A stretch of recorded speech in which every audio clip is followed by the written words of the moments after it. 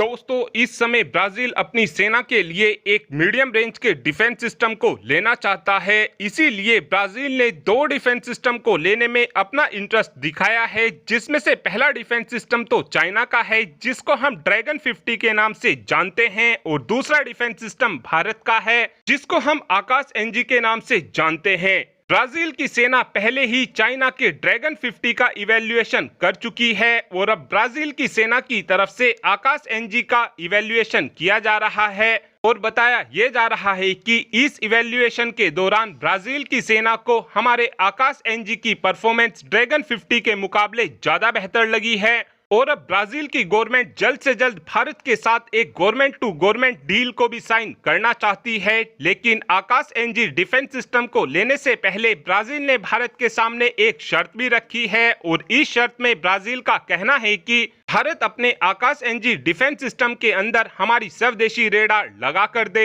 लेकिन डीआरडीओ ने ब्राजील को इस बात को लेकर बिल्कुल साफ साफ मना कर दिया है और डीआरडीओ का कहना है कि हम आकाश एनजी के अंदर ब्राजील की रेडार को नहीं लगा कर देंगे और अगर ब्राजील चाहता है तो हम आकाश एनजी के अंदर छोटे मोटे बदलाव जरूर कर सकते हैं, लेकिन रेडार हम आकाश एनजी की बिल्कुल भी नहीं बदलेंगे। और बताया यह जा रहा है कि ब्राजील भारत की इस शर्त को भी मानने के लिए पूरी तरीके से तैयार हो चुका है। साथ में आकाश एनजी को बनाने वाली कंपनी यानी कि भारत डायनेमिक लिमिटेड और भारत इलेक्ट्रॉनिक लिमिटेड की तरफ से ये बात भी बताई गई है कि हमको इस बात का पूरा कॉन्फिडेंस है कि ब्राजील हमारे आकाश एनजी डिफेंस सिस्टम को जल्द ही खरीद लेगा। इस ऑर्डर के मिल जाने के बाद भारत वो दूसरा देश बन जाएगा जो अपने डिफेंस सिस्टम को दूसरे देशों को एक्सपोर्ट कर रहा होगा। भारत पहले से ही आकाश डिफेंस सिस्टम को आर्मेनिया की सेना को दे चुका है और अब ब्राजील दूसरा ऐसा देश होने वाला है जो भारत के आकाश एनजी डिफेंस सिस्टम का इस्तेमाल करने वाला है।